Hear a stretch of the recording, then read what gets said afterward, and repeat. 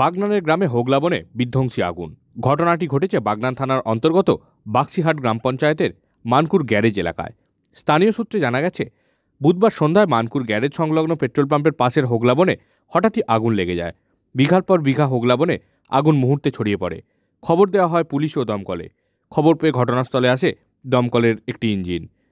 দমকলের পক্ষ থেকে আগুন নিয়ন্ত্রণের কাজ চালানো হচ্ছে বলে স্থানীয় সূত্রে জানা গেছে।